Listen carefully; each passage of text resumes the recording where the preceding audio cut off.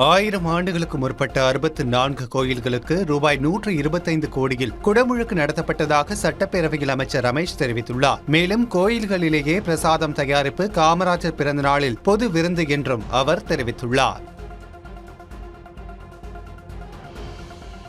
அனைத்து சாதியினரும் அச்சகராகும் சட்டத்தை கொண்டு வந்தவர் மு.க.ஸ்டாலின் என முன்னாள் அமைச்சர் சேகர்பாபு சட்டப்பேரவையில் தெரிவித்துள்ளார். அதற்கு பதிலடி கொடுத்துள்ள அமைச்சர் ரமேஷ், மக்களுக்கு பயனுள்ள திட்டங்களை ரத்து செய்யவில்லை என குறிப்பிட்டார். 2026-2027 ஆண்டில் 50,000 புதிய விவசாய மின் இணைப்புகள் வழங்கப்படும். மின்துறை காலி பணியிடங்கள் நிரப்பப்படும் எனவும் மின்துறை அறிவிப்புகளை வெளியிட்டார் அமைச்சர் நிர்மல்குமார். மின்சாரத்துறையில் டெண்டர் முறைகேடுகள் கட்டுப்படுத்தப்பட்டுள்ளதாக நிர்மல்குமார் தெரிவித்துள்ளார். மேலும் மின் நுகர்வோரின் எண்ணிக்கை 351.71 லட்சமாக உயர்ந்துள்ளதாகவும் அவர் கூறியுள்ளார். தலைமைச் செயலகத்தில் முதலமைச்சர் விஜயை இந்திய ரிசர்வ் வங்கியின் ஆளுநர் சஞ்சய் மல்கோத்ரா சந்தித்து பேசினார். இந்த சந்திப்பின் போது தலைமைச் செயலாளர் மு. சாய்குமார், இந்திய ரிசர்வ் வங்கியின் தமிழ்நாடு மற்றும் புதுச்சேரி மண்டல இயக்குநர் உமாசங்கர், தலைமை பொது மேலாளர் யாராசி ஜெயக்குமார் மற்றும் உயர் அலுவலர்கள் உடன் இருந்தனர். சென்னை உயர்நீதிமன்ற வளாகத்தில் உள்ள 15 கிரவுண்ட் மின்வாரிய நிலத்தை மீட்க கோரிய வழக்கை சென்னை உயர்நீதிமன்றம் தள்ளுபடி செய்துள்ளது.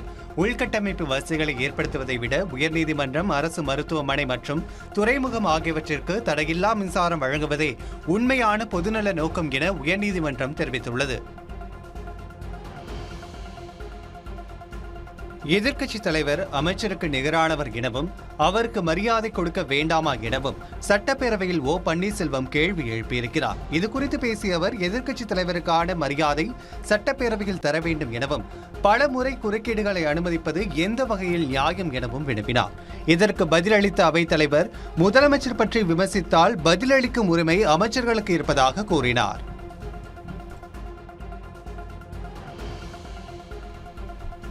மின்சாரத்துறை அமைச்சரும் அதிகாரிகளும் ஒன்றுபட்டு செயல்பட வேண்டும் என திமுக எம்எல்ஏ செந்தில் பாலாஜி தெரிவித்துள்ளார்.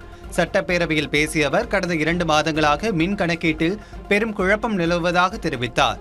மின் கட்டண உயர்வு குற்றச்சாட்டை அமைச்சர் மறுத்தாலும் அதிகாரிகள் மறு கணக்கீடு என்கின்றனர் எனவும் அமைச்சரும் அதிகாரிகளும் இதில் ஒன்றுபட்டு செயல்பட வேண்டும் எனவும் கேட்டுக்கொண்டார்.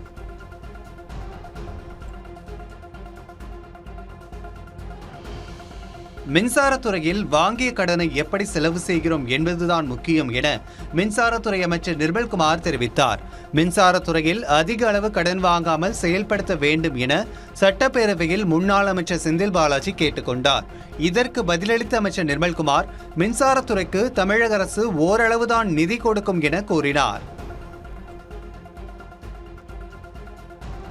சட்டப்பேரவை மின்சாரத்துறை விவாதத்தில் செந்தில் பாலாஜியை கோவை எம்எல்ஏ என குறிப்பிட்ட அமைச்சர் நிர்மல்குமாருக்கு எதிராக திமுகவினர் அமளியில் ஈடுபட்டனர். அப்போது குறுக்கிட்ட உதயநிதி ஸ்டாலின் கடுமையாக விமர்சித்தார். அதற்கு பதிலடி கொடுத்த அமைச்சர் நிர்மல்குமாரும் கடுமையான விமர்சனங்களை முன்வைத்தார். இதனால் சட்டப்பேரவையில் பெரும் சலசலப்பும் காரசார மோதலும் ஏற்பட்டது.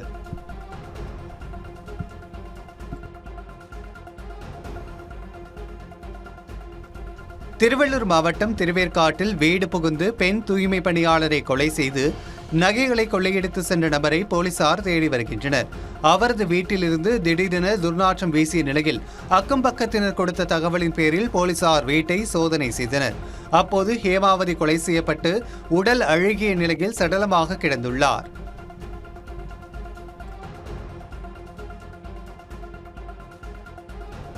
செங்கல்பட்டில் அம்மா உணவகத்தின் பின்புறம் கழிவுநீர் தேங்கி நிற்பதால் நோய் தொற்று பரவும் அபாயம் உருவாகியுள்ளதாக பொதுமக்கள் அச்சம் தெரிவித்துள்ளனர்.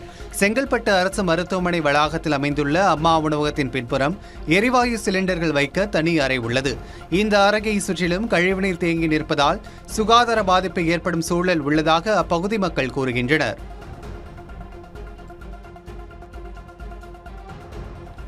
நெய்வேலி சட்டமன்ற உறுப்பினர் குறித்து வாட்ஸ்அப் குழுவில் அவதூறாக பேசிய நபர் மீது நடவடிக்கை எடுக்க வேண்டும் என கோரிக்கை எழுந்துள்ளது. கடலூர் மாவட்ட அதிமுக நிர்வாகிகள் மற்றும் தொண்டர்கள் நடுவீரப்பட்டு காவல் ஆய்வாளரிடம் புகார் மனு அளித்தனர். அதில் குறிஞ்சிப்பட்டி தொகுதி என்ற வாட்ஸ்அப் குழுவில் நெய்வேலி அதிமுக எம்எல்ஏ ராஜேந்திரன் குறித்து ஸ்டீபன் ராஜ் என்பவர் அவதூறாக பதிவிட்டுள்ளதாக குறிப்பிடப்பட்டுள்ளது. நாட்டுக்கோழி வளர்ப்பு நிறுவனம் நடத்தி மோசடியில் ஈடுபட்ட இருவருக்கு 10 ஆண்டுகள் சிறை தண்டனை விதித்து கோவை டான்ஃபிட் நீதிமன்றம் உத்தரவிட்டுள்ளது. ஈரோடு மாவட்டம் சித்தோடு பகுதியில் நாட்டுக்கோழி வளர்ப்பு நிறுவனத்தில் 1 லட்சம் முதலீடு செய்தால் மாதந்தோறும் 9,000 ரூபாய் வழங்கப்படும் என விளம்பரப்படுத்தப்பட்டது. இதன் மூலம் அப்பகுதியைச் சேர்ந்த 1000க்கும் மேற்பட்டோரிடம் 24 கோடியே 53 லட்சம் ரூபாய் வரை மோசடி செய்ததாக தெரிகிறது. சிவகங்கை மாவட்டம் மானாமதுரை அருகே பெற்றோர் மற்றும் பள்ளி மாணவர்களின் போராட்டத்தை தொடர்ந்து அரசு பள்ளி ஆசிரியர் தற்காலிகமாக பணி நீக்கம் செய்யப்பட்டுள்ளார். மேலநெட்டூர் கிராமத்தில் அமைந்துள்ள அரசு பள்ளியில் கணித ஆசிரியராக பணியாற்றி வரும் தெய்வேந்திரன் முறையாக பாடம் நடத்தாமல் மாணவர்களை தகாத வார்த்தைகளில் திட்டுவதாக குற்றச்சாட்டு எழுந்தது. இது மட்டுமின்றி ஆசிரியர் தாக்கியதால் காயம் ஏற்பட்டதாகவும் மாணவர் ஒருவர் குற்றம் சாட்டினார். இதையடுத்து அவர் மீது நடவடிக்கை எடுக்க வலியுறுத்தி வகுப்புகளை புறக்கணித்து மாணவர்களும் பெற்றோரும் முற்றுகை போராட்டத்தில் ஈடுபட்டனர்.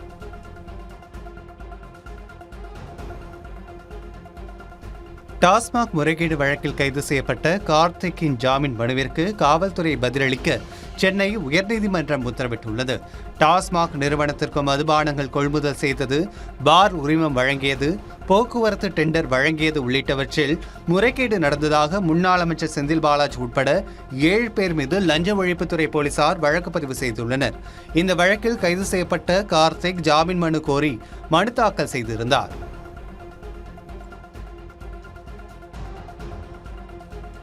சென்னை கிழக்கு கடற்கரை சாலையில் இருசக்கர வாகனத்தில் ரேஸ் ஓட்டி ரீல்ஸ் எடுக்கும் இளைஞர்கள் மீது நடவடிக்கை எடுக்க வேண்டும் என கோரிக்கை எழுந்துள்ளது.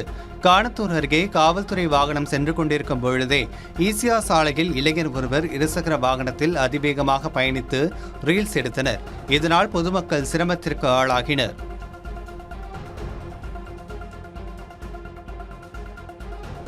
நாமக்கல் மாவட்டம் ராசிபுரம் அருகே விற்பனைக்காக கஞ்சா வைத்திருந்த இருவரை கைது செய்த போலீசார் 1 கிலோ 100 கிராம் கஞ்சா மற்றும் 2 இருசக்கர வாகனங்களை பறிமுதல் செய்தனர். கட்டணாச்சம்பட்டி பகுதியில் கஞ்சா விற்பனை நடைபெறுவதாக ராசிபுரம் காவல்துறையினருக்கு ரகசிய தகவல் கிடைத்துள்ளது. இதையடுத்து அப்பகுதியில் சோதனையில் ஈடுபட்ட போலீசார் வாகனத்தில் வந்த சவுந்தரராஜனிடம் கஞ்சா இருப்பது தெரியவந்தது. இதையடுத்து அவரை கைது செய்த போலீசார் விசாரணை செய்ததின் பேரில் வெண்ணந்தூர் பகுதியைச் சேர்ந்த உதயமூர்த்தி என்பவரையும் கைது செய்து சிறையில் அடைத்தனர்.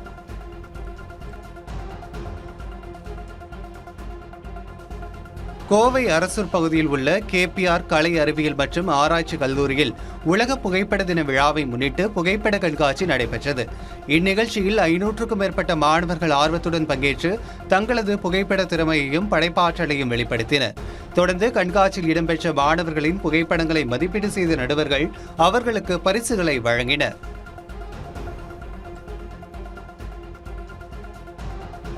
திருவாரூர் மாவட்டம் மன்னார்குடி மற்றும் அதன் சுற்றுவட்டார பகுதிகளில் இயங்கி வரும் அரசு நியாய விலைக்கடை ஊழியர்கள் தமிழக அரசு வழங்கியுள்ள விற்பனை முனையத்தை வட்ட வழங்கல் துறை அதிகாரியிடம் திருப்பி ஒப்படைக்கும் போராட்டத்தில் ஈடுபட்டனர். கடந்த 10 தினங்களாக இணையதள சேவை முடக்கம் ஏற்பட்டுள்ளது. இதனால் பாதிக்கப்பட்ட ஊழியர்கள் போராட்டத்தில் ஈடுபட்டனர். ராணிப்பேட்டை மாவட்டம் அரக்கோணம் அருகே தொடர் மின்வெட்டின் காரணமாக மின்சார அலுவலகத்தை முற்றுகையிட்ட பொதுமக்கள் போராட்டத்தில் ஈடுபட்டனர். இது தொடர்பாக பலமுறை மின்வாரிய அதிகாரிகளிடம் புகார் அளித்தும் நடவடிக்கை எடுக்காத நிலையில் ஆத்திரமடைந்த பொதுமக்கள் கும்மிடிப்பேட்டை பகுதியில் உள்ள மின்சார அலுவலகத்தை முற்றுகையிட்டு போராட்டத்தில் ஈடுபட்டனர். திருவாரூர் மாவட்ட கலெக்டர் அலுவலகம் முன்பு 20 அம்ச கோரிக்கை வலியுறுத்தி ஊரக வளர்ச்சித்துறை அலுவலர் சங்கத்தினர் ஆர்ப்பாட்டத்தில் ஈடுபட்டனர். இந்த ஆர்ப்பாட்டத்தில் காலியாக உள்ள ஊராட்சி செயலாளர், பதிவறை எழுத்தர், அலுவலக உதவியாளர் உள்ளிட்ட காலி பணியிடங்களை நிரப்ப வேண்டும் என்பன உள்ளிட்ட பல்வேறு கோரிக்கைகளை அவர்கள் வலியுறுத்தினர். கோவை திருமலையாம்பாளையம் பேரூராட்சி அலுவலகம் முன்பு தூய்மை பணியாளர்கள் அமைதி வழியில் தர்ணா போராட்டத்தில் ஈடுபட்டனர். இந்த போராட்டத்தில் திருமலையாம்பாளையம் பேரூராட்சியில் 12 மணி நேரம் தொடர்ந்து பணி செய்ய தூய்மை பணியாளர்களை கட்டாயப்படுத்துவதாக குற்றம் சாட்டினர். இதனைத் தொடர்ந்து பேரூராட்சி மன்ற உறுப்பினர்கள் தூய்மை பணியாளர்களுடன் பேச்சுவார்த்தையில் ஈடுபட்டனர். மதுரை வாகைக்குளம் பகுதியில் ராணுவ வீரர் வீட்டில் இருந்த CCTV கேமராவை அடித்து உடைத்து சேதப்படுத்திய இளைஞர்களின் வீடியோ வெளியாகி பரபரப்பை ஏற்படுத்தியுள்ளது. இதுகுறித்து வழக்கு பதிவு செய்த போலீசார் இளைஞர்கள் யார் என விசாரணை செய்து வருகின்றனர். கிருஷ்ணகிரி மாவட்டம் ஒசூர் அருகே அரசு பேருந்தில் ஆபத்தான முறையில் பயணம் செய்து அதனை ரீல்ஸ் எடுத்து சமூக வலைதளங்களில் பதிவிட்டிருப்பது பரபரப்பை ஏற்படுத்தியுள்ளது. ஜன்னல்களின் கம்பியை பிடித்து தொங்கியபடி பயணம் செய்த நிலையில் அதனை சக மாணவர்கள் ரீல்ஸாக எடுத்து இணையதளத்தில் பதிவிட்டுள்ளனர். இதனை பார்த்த பொதுமக்கள் பலரும் மாணவர்கள் மீது நடவடிக்கை எடுக்க கோரிக்கை விடுத்துள்ளனர். கிருஷ்ணகிரி மாவட்டம் போச்சம்பள்ளி அருகே இடிந்து விழும் அபாய நிலையில் உள்ள மேல்நிலை நீர்த்தேக்க தொட்டியை அப்புறப்படுத்த வேண்டும் என பொதுமக்கள் கோரிக்கை விடுத்துள்ளனர். விருப்பம்பட்டி கிராமத்தில் பல ஆண்டுகளுக்கு முன்னர் பொதுமக்களின் குடிநீர் தேவைக்காக மேல்நிலை நீர்த்தேக்க தொட்டி அமைக்கப்பட்டது. தற்போது நீர்த்தேக்க தொட்டி முற்றிலும் சேதமடைந்து சிமெண்ட் பூச்சிகள் பெயர்ந்து ஆபத்தான நிலையில் காட்சியளிக்கிறது. கள்ளக்குறிச்சி மாவட்டம் சங்கராபுரம் அருகே மெடிக்கலுக்கு வைத்த சீலை உடைத்த உரிமையாளரை போலீசார் கைது செய்து நீதிமன்ற காவலுக்கு அனுப்பினர். சோழம்பட்டு பகுதியில் செயல்பட்டு வந்த அருண் மெடிக்கலில் சட்டவிரோதமாக கருக்கலைப்பு நடைபெற்றதாக எழுந்த புகாரின் அடிப்படையில் வருவாய்த்துறை மற்றும் மருத்துவத்துறை அதிகாரிகள் இணைந்து மெடிக்கலுக்கு சீல் வைத்தனர். கள்ளக்குறிச்சி மாவட்டம் திருக்கோவிலூர் அருகே தனியார் பேருந்தில் பள்ளி மாணவர்கள் ஆபத்தான முறையில் பயணிக்கும் வீடியோ வெளியாகி பரபரப்பை ஏற்படுத்தியுள்ளது.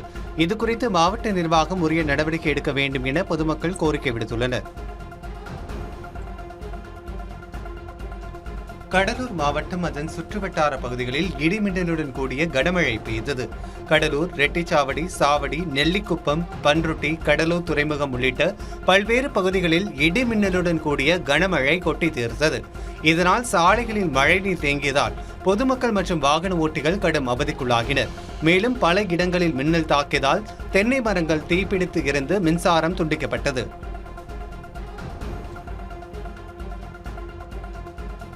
திண்டுக்கல் மாவட்டம் வேடசந்தூர் அருகே தனியார் மில் பேருந்து மீது ஈச்சர் லாரி மோதிய விபத்தில் 8 பேர் காயமடைந்து மருத்துவமனையில் அனுமதிக்கப்பட்டனர்.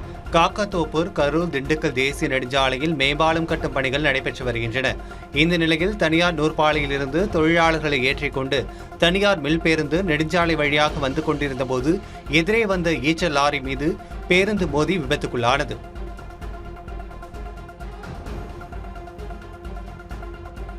செங்கல்பட்டு மாவட்டம் கே திருப்பகுதியில் பாதாள சாக்கடை குழாய்கள் அமைக்கும் பணிக்காக தோண்டப்பட்ட சாலைகளை சீரமைக்க வேண்டும் என பொதுமக்கள் கோரிக்கை விடுத்துள்ளனர். கே திருப்பகுதியில் பாதாள சாக்கடை குழாய்கள் அமைக்கும் பணிக்காக அப்பகுதி சாலை தோண்டப்பட்டது. இதையடுத்து பணிகள் நிறைவடைந்துள்ள நிலையில் சாலைகள் முழுமையாக சீரமைக்கப்படாததால் வாகன ஓட்டிகள் விபத்துகள் ஏற்படும் அபாயம் இருப்பதாக குற்றம் சாட்டினர்.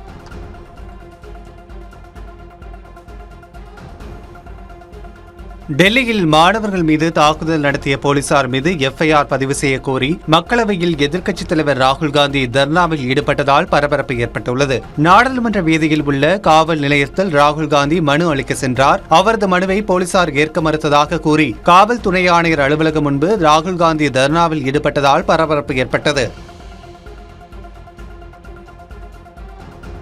வெளிநாடுகளில் இருந்து சர்க்கரை இறக்குமதி செய்ய மத்திய அரசு தற்காலிகமாக முழு வரி விலக்கு அளித்துள்ளது. ஏற்கனவே சர்க்கரை விலை அதிகரிக்க தொடங்கியுள்ளதுடன் பண்டிகை காலமும் வரவுள்ளதால் இந்த நடவடிக்கை எடுக்கப்பட்டுள்ளது. அதன்படி 10 லட்சம் டன் வரை சர்க்கரை இறக்குமதிக்கு அக்டோபர் 31ஆம் தேதி வரை வரி விலக்கு அளிக்கப்பட்டுள்ளது. 10 ஆண்டுகளுக்கு பிறகு இந்தியா சர்க்கரை இறக்குமதி செய்ய உள்ளது குறிப்பிடத்தக்கது.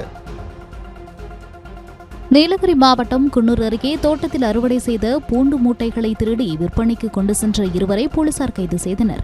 தொடர்ந்து இருவரிடம் போலீசார் விசாரணை செய்ததில் பூண்டு மூட்டைகளை திருடியது தெரியவந்தது.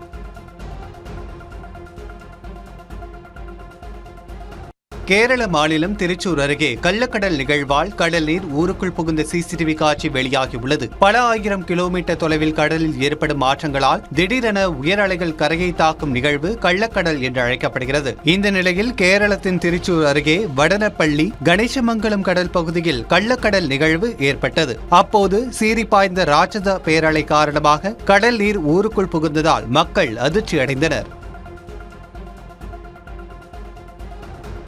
மத்திய ஆப்பிரிக்க குடியரசில் தங்கச் சுரங்கத்தில் ஏற்பட்ட மண் சரிவில் சிக்கி உயிரிழந்தோரின் எண்ணிக்கை 100ஆக உயர்ந்துள்ளது.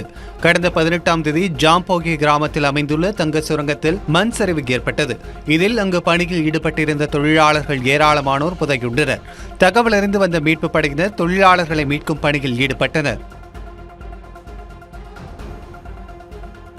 தென் அமெரிக்காவின் பெருநாட்டில் ஏற்பட்ட சக்தி வாய்ந்த நிலநடுக்கத்தால் கட்டடங்கள் குலுங்கின. தெற்கு ஆண்டிஸ் மலைத்தொடரில் ரிக்டர் அளவில் 6.7 இந்த நிலநடுக்கம் பதிவானதாக அமெரிக்க புவியியல் ஆய்வு மையம் தெரிவித்துள்ளது. நள்ளிரவு உணரப்பட்ட நிலநடுக்கத்தால் அதிர்ச்சியடைந்த பொதுமக்கள் வீடுகளை விட்டு வெளியேறி சாலைகளில் தஞ்சம் அடைந்தனர்.